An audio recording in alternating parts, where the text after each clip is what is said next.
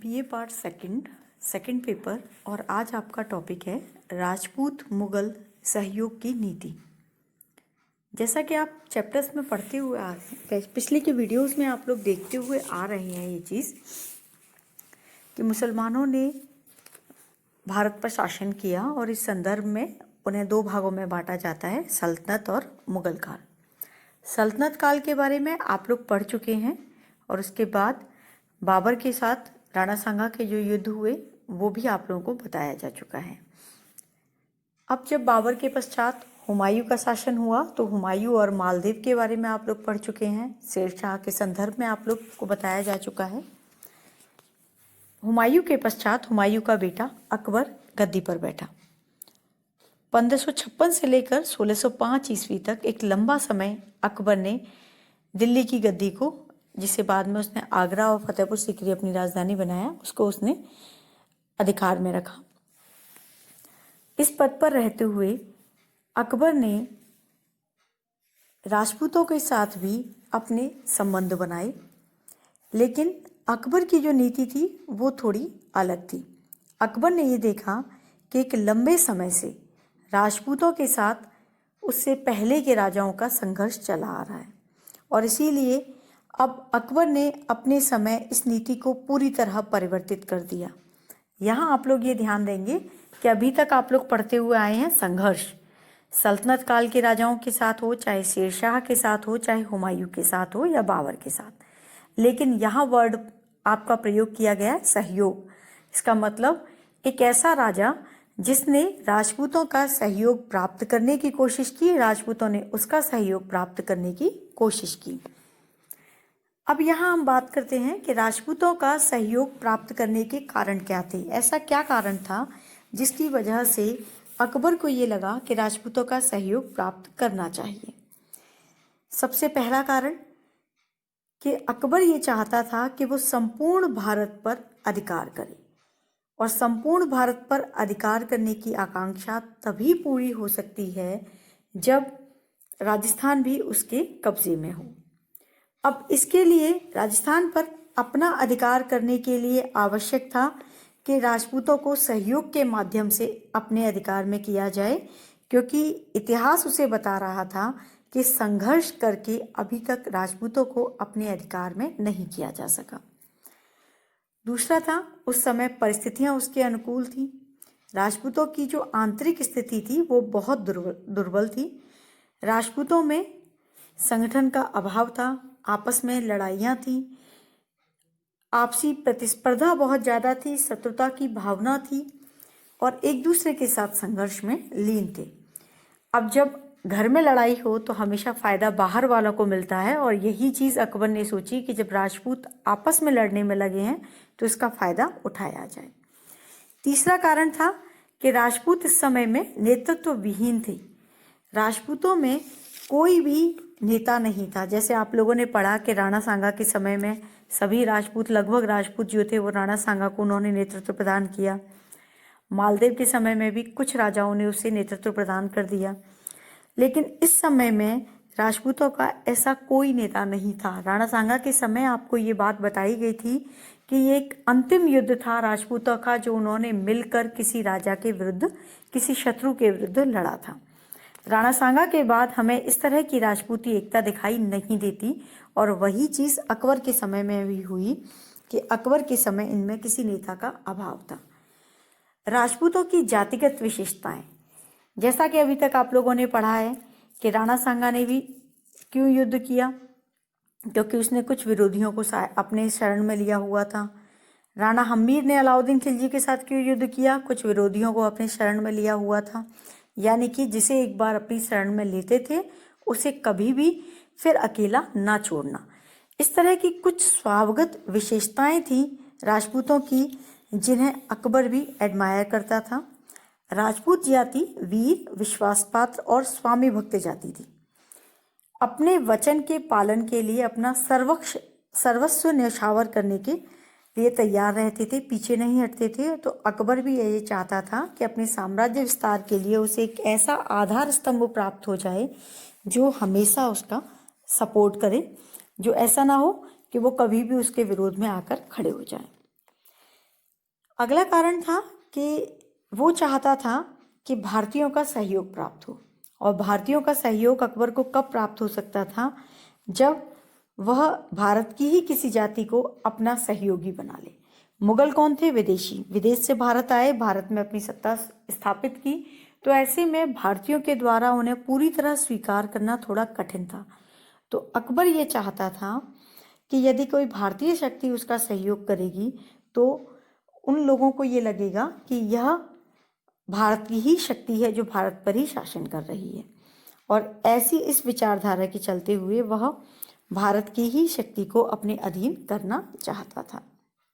इसके अलावा भारत से उसे सेना चाहिए थी, क्योंकि हमेशा विदेशी सेना यहाँ तक प्राप्त करना बहुत मुश्किल था। तो ऐसे में यदि भारत में ही भारतीय शक्ति का सहयोग प्राप्त होगा तो उस शक्ति की सेना की सहायता से वह अपने उद्देश्यों को पूर्ण कर सकता था। अगला कारण था मुगल अमीरों पर नियंत्रण रखने हेतु। जितने भी मुगल बाहर से जब बाबर आया तो बाबर की सेना में कुछ अमीर थे। बाबर ने उन्हें अपने नियंत्रण में रखने के लिए और उन्हें अपने साथ हमेशा बनाए रखने के लिए उन्हें कुछ पद प्रदान किए थे, और यही परंपरा हुमायूं ने भी अपनाई थी। लेकिन बाद में यही अमीर थे जो अपने आप को शक्तिशाली मानने लगे थे, राजाओं के निर्णय में महत्वपूर्ण भूमिका निभाना चाहते थे। जैसे कि अकबर के राज्यारोहण के समय कुछ लोगों ने उसके भाई का साथ देने की कोशिश की थी।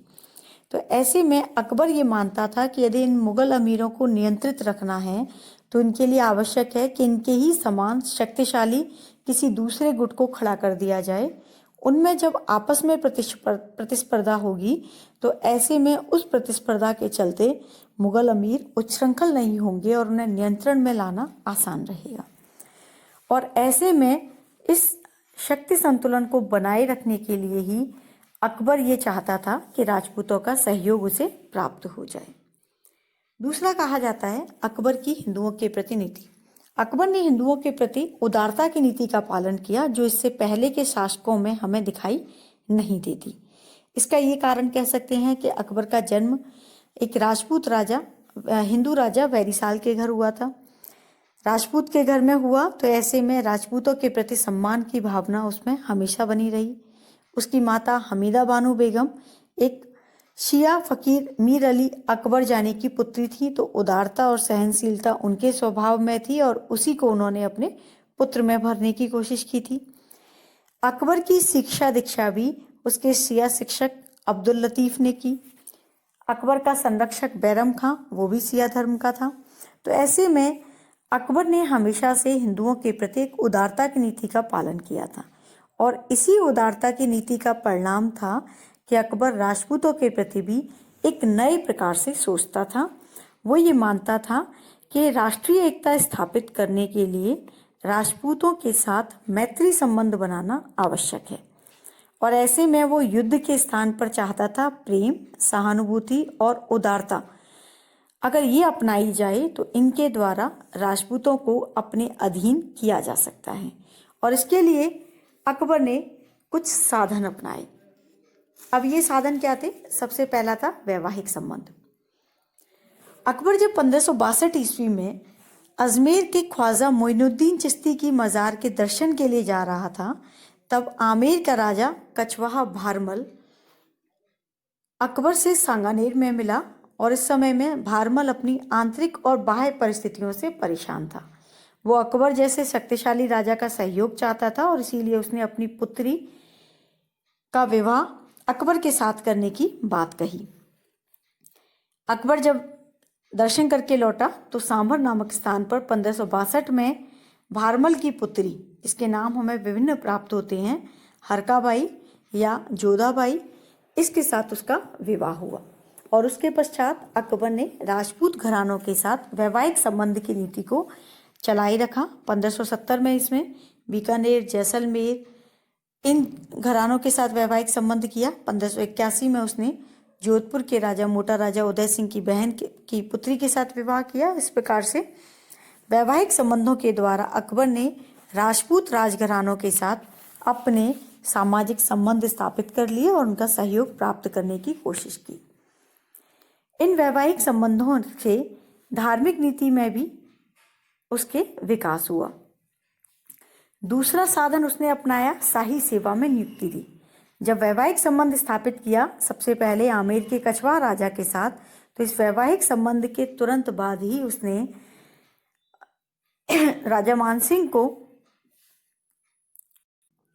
5,000 का मनसब प्रदान कर दिया।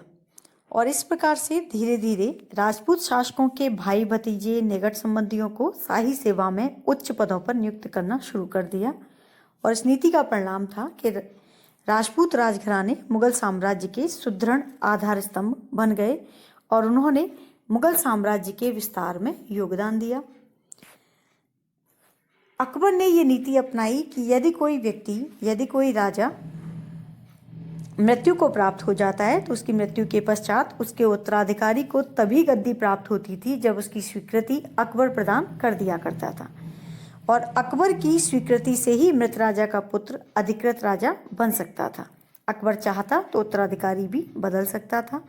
वो चाहता तो नए अधिकारी को पूरा राज्य न देकर आधा या कम राज्य दे सकता था। और इस तरह से भावी उत्तराधिकार के जो झगड़े थे उनमें अकबर ने हस्तक्षेप करके मुगल दरबार की प्रतिष्ठा और महत्व को स्थापित कर दिया। अकबर की ये कोशिश भी थी कि अकबर शाही सेवा के लिए जब राजपूत राजाओं को नियुक्त करता था तो उन्हें कई बार मुगल साम्राज्य के लिए दूर दूर भी जाना पड़ता था। तो ऐसे में लंबे समय तक राज्य से दूर रहने पर उनके राज्य की बागडोर मंत्रियों और अधिकारियों के हाथों में रहती। अधिकारियों के हाथों में रहने का परिणाम हुआ कि राज्यों में अव्यवस्था व्याप्त होने लगी और मुगल अधिकारियों को उनके राज्य में हस्तक्षेप का अवसर प्राप्त होने लगा। इसके अलावा राजपूतों का सहयोग प्राप्त करने के लिए अकबर ने एक साधन और अपनाया, वो था हिंदुओं के प्रति उदारता की नीति। वो ये मानता था कि राजपूत तभी सहयोग करेंगे जब उन्हें लगेगा कि अकबर हिंदुओं के प्रति उदार है। और इस उदारता को प्रदर्शित करने के लिए अकबर ने 1562 ईस्वी में दास प्रथा बंद करा दी। 1563 में तीर्थ यात्रा कर जो लिया जाता था वो बंद करा दिया। और 1564 ईस्वी में उसने जजिया कर को समाप्त कर दिया। इस प्रकार से अकबर ने हिंदुओं को कुछ रियायतें देनी प्रारंभ कर दी। और इसके साथ ही अकबर ने ये भी किया कि अकबर ने हिंदू धार्मिक नेताओं को या हिंदू धर्म को मान सम्मान देना प्रारंभ कर दिया। हिंदू धर्म की अनेक बातों को उसने अपने समाज में भी अपनाने की कोशिश की, अपने जीवन में अपनाने की कोशिश की। और इस सब का परिणाम ये रहा कि राजपूतों को ये प्रतीत हुआ कि अकबर एक उदार राजा है और इसीलिए राजपूतों ने सहयोग करना शुरू कर दिया। अब बात करते हैं राजपूतों द्वारा सहयोग करने के कारण क्या थे। जिन राजपूतों ने तुर्क, अफगान और मुगलों को प्रारंभ में सहयोग नहीं दिया लेकिन अब उन्होंने अकबर को सहयोग दिया, इसका कारण क्या था? सबसे पहला कारण था राजपूतों का उत्तराधिकार संघर्ष। बहुपत्नी प्रथा थी, सामंतों की, अधिकारियों की महत्वाकांक्षाएं थीं। इनकी वजह से राजपूतों में अधिकांशतः उत्तराधिकार संघर्ष होता ही था, जिसे लेकर गृह युद्ध छिड़ता ही था। ऐसे में सिंहासन का दूसरा दावेदार हमेशा से ही किसी प्रतिद्वंदी या किसी शक्तिशाली शक्ति के पास जाने की कोशिश करता था। जैसा कि आप लोग इससे पहले भी देखते आए हैं कि दिल्ली के पास, गुजरात, मालवा, इन राज्यों में उन्होंने सहयोग लेने की कोशिश करती रही थी। तो अब भी विरोधी उत्तराधिकारी अकबर के पास सहयोग लेने के लिए याचना करने लगे। और इस समय में राजपूत राजाओं की शक्ति जो थी वो दुर्बल थी। तो ऐसे में जो नया नया सिंहासन पर बैठा है वो राजा इतना योग्य नहीं होता था कि वो मुगल शक्ति से टक्कर ले सके। तो अपने पैतृक राज्य पर अपने अधिकार को बनाए रखने के लिए राजपूत राजाओं ने भी ये सोचा कि वो भी अकबर की शरण में चले जाएं। जैसा कि जोधपुर का राजा मोटा राजा उदय सिंह चंद्रसेन के खिलाफ अकबर की शरण में चला गया। बारमल वो अकबर की शरण में चला गया। जोधपुर का चंद्रसेन वो भी एक बार के लिए पहुंचा लेकिन वो तुरंत ही वापस आ गया। दूसरा कारण था उच्च पदों को प्राप्त करने की लालसा। इतने अधिक भाई भतीजे होते थे कि वो ये चाहते थे कि सबको उच्च पद प्राप्त हो जाए। छोटे छोटे राजपूत राज्यों में ऐसा होना बहुत मुश्किल था क्योंकि पैतृक राज्य बहुत छोटे थे, या उन पैतृक राज्यों को अनेक भागों में बांटना वो भी एक सही नहीं था। तो ऐसे में राजपूत राजाओं के समक्ष एक अच्छा विकल्प था कि वो मुगल दरबार में शरण ले लें और वहाँ उनके साम्राज्य विस्तार कर वहाँ उनकी सत्ता में एक उच्च स्थान को प्राप्त कर लें। इस उद्देश्य की पूर्ति के लिए उनमें आपसी प्रतिस्पर्धा भी प्रारंभ हुई और इसी प्रतिस्पर्धा ने उन्हें मुगलों का अधिक आश्रित बना दिया। तीसरा कारण था सामंतों को नियंत्रित करना। जब केंद्रीय सत्ता सुयोग्य न हो तो ऐसे में सामंतों को नियंत्रित करना बहुत अधिक कठिन होता था, क्योंकि ये सामंत राजपूतों के कुलीन थे, तो इनमें कुलीन समानता का दावा करने का मौका बहुत अधिक रहता था। तो ऐसे में आंतरिक शांति व्यवस्था को बनाए रखने के लिए इन सामंतों को नियंत्रित करना किसी भी राजपूत राजा के लिए बहुत आवश्यक होता था। शक्तिशाली न होने की स्थिति में यह दावा या यह आंतरिक सत्ता स्थापित करना बहुत मुश्किल होता था। तो ऐसे में यदि किसी सर्वोच्च सत्ता का हाथ उनके ऊपर रहता तो सामंतों को नियंत्रित करना बहुत आसान रहता था। तो इसीलिए अकबर के साथ उन्होंने सहयोग करने का प्रयास किया। अंतिम कारण था आंतरिक शांति, यानी कि आंतरिक शांति बनाए रखने के लिए वो ये चाहते थे कि किसी भी प्रकार से मुगलों के साथ सहयोग रहे, क्योंकि आंतरिक शांति तभी रहेगी जब बाहरी युद्ध ना हो। तो इस प्रकार इस आंतरिक शांति को बनाए रखने के लिए राजपूतों ने हिंदू मुस्लिम सामंजस्य को स्थापित करने की कोशिश की। अब बात करते हैं कि मुगल राजपूत सहयोग के परिणाम क्या निकले। अकबर के समय में मुगल राजपूत सहयोग स्थापित हुआ और मुगल राजपूत सहयोग स्थापित होने का सीधा सीधा परिणाम निकला। इससे पहले हम ये पढ़ते हैं कि राजपूत मुगल सहयोग अकबर के बाद क्या रहा। जैसा कि अभी तक आप लोगों ने पढ़ा कि अकबर ने पूरी तरह से राजपूत मुगल सहयोग स्थापित करने की कोशिश की, जिसमें राजपूतों ने भी पूरा योगदान दिया। लेकिन अकबर के बाद अकबर के उत्तराधिकारियों ने उसकी इस नीति का पालन कहाँ तक किया। अकबर के बाद गद्दी पर बैठा जहांगीर। जहांगीर ने काफ़ी हद तक अकबर की ही इस नीति को पालन करने की कोशिश की। उसने राजपूतों के साथ वैवाहिक संबंध बनाए, राजपूतों को शाही सेवा में नियुक्ति दी, लेकिन उसने नियुक्ति में प्रथम स्थान मुगलों को दिया और द्वितीय स्थान राजपूतों को दिया। यानी कि जहां राजपूतों के स्थान पर उसे ये ऑप्शन प्राप्त होता था कि मुगलों को नियुक्त किया जाए, तो वो मुगलों को नियुक्त करने की कोशिश करता था। जहांगीर के समय में एक बहुत बड़ी उपलब्धि थी कि मेवाड़ मुगलों की अधीनता के अंतर्गत आ गया था। यह अलग बात है कि मेवाड़ के राणाओं को व्यक्तिगत रूप से दरबार में, मुगल दरबार में उपस्थित होने से छूट दी गई थी, लेकिन और साथ ही वैवाहिक संबंधों से भी छूट दी गई। अन्य राजाओं के साथ अकबर की ही नीति का पालन वो करता रहा।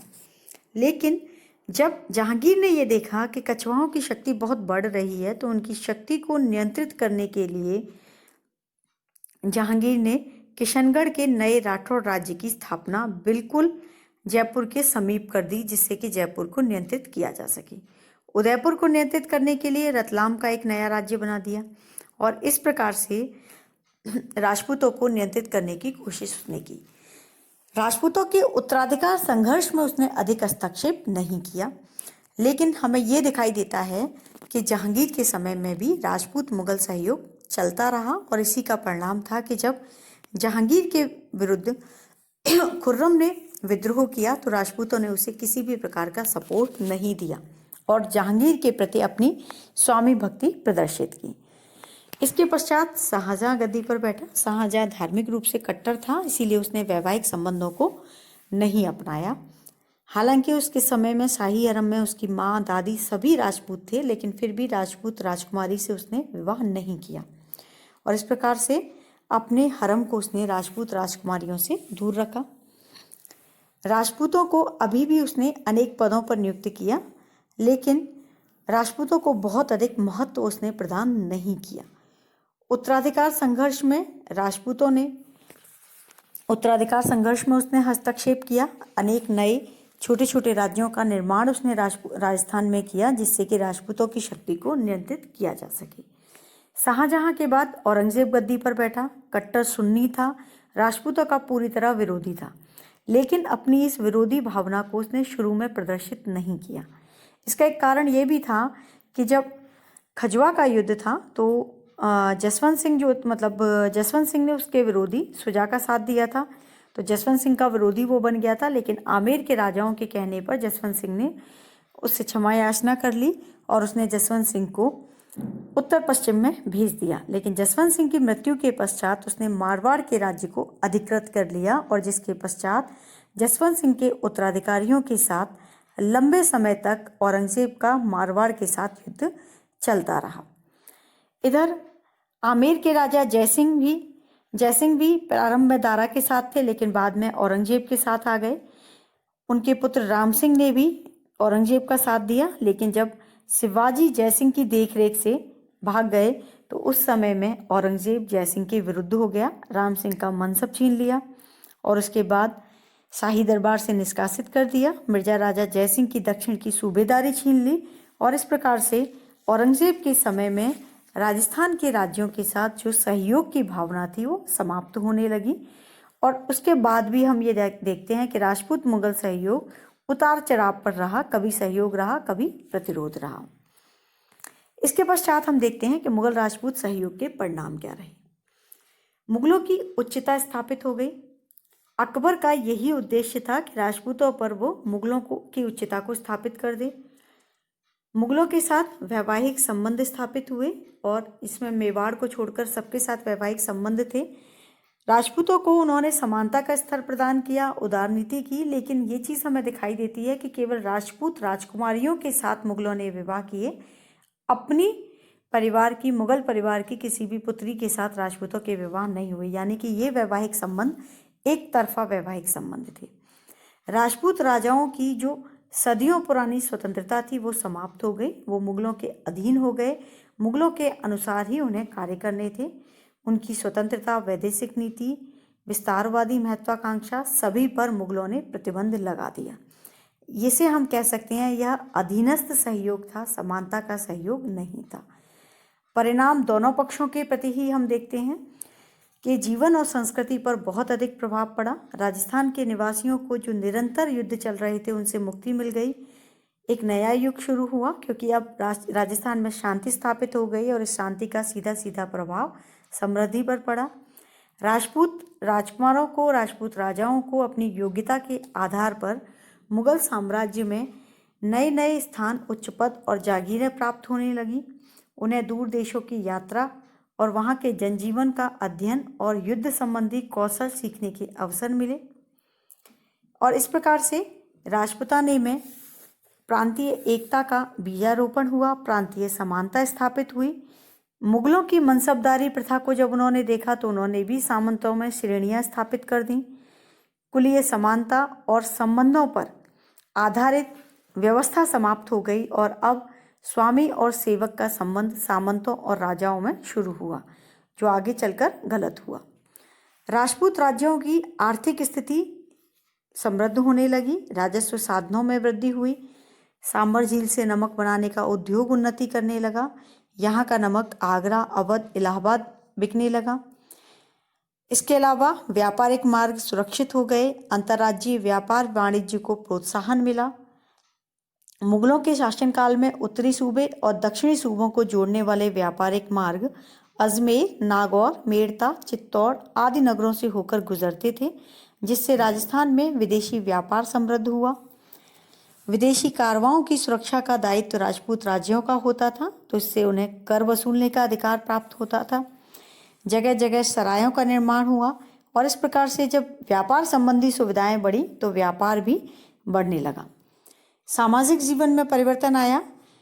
राजपूतों ने मुगलों के पहनावे, खान पान आदि को अपनाने की कोशिश की, जैसे दगली, जामा आदि पहनने लगे। राजपूतों की पगड़ियों में मेवाड़ में अटपटी पगड़ी का प्रचलन हुआ, अमरशाही पगड़ी का प्रचलन हुआ। पगड़ियों पर तुर्रा, सरपेच, लटकन आदि लगाए जाने लगे। हिंदुओं में सलवार, पायजामा, इजारबंद लोकप्रिय हुए। स्त्रियों में घेरदार लहंगे का, घाघरे का प्रचलन बढ़ा। हुक्का पीना, जर्दा, सुरती खाने, चबाने का शौक मुगल सहयोग का परिणाम था। राजपूत राजाओं और सरदारों ने शिकार में अपने साथ औरतों को ले जाने की आदत मुगलों से सीखी। राजस्थान में शतरंज के खेल की लोकप्रियता भी मुगलों की वजह से हुई और भोजन में भी राजपूत राजाओं की रसोइयों में अब बाकरवानी चपातियाँ, तेज मिर्च मसाले इत्यादि का प्रयोग बढ़ने लगा। राजस्थानी कला और साहित्य पर भी मुगल प्रभाव पड़ा। मेवाड़, जोधपुर, बीकानेर आदि की जब चित्रशैलियाँ आप पढ़ेंगे तो इनमें पढ़ेंगे कि राजपूतों पर मुगलों का प्रभाव बहुत अधिक पड़ा। चित्रकारी में बिहारी सतसई के दोहों को चित्रित करते हुए श्रृंगारपुर विलासिता को अंकित करने का जो शानदार प्रयास हुआ है, वो राजस्थानी शैली मुगल प्रभाव का ही परिवर्तित रूप दिखाई देती है। राजदरबार की नर्तकियों ने भी मुगलिया वेशभूषा पहनकर नाचना शुरू कर दिया। राजस्थानी साहित्य पर भी मुगल इफेक्ट पड़ा और इस प्रकार से हम ये देखते हैं कि मुगल राजपूत सहयोग का परिणाम एक सांस्कृतिक समन्वय के रूप में हमें दिखाई देता है कि जो संस्कृति राजपूत मुगल सहयोग से पनपी वो एक अलग संस्कृति थी जो अब तक चल रही थी। धन्यवाद।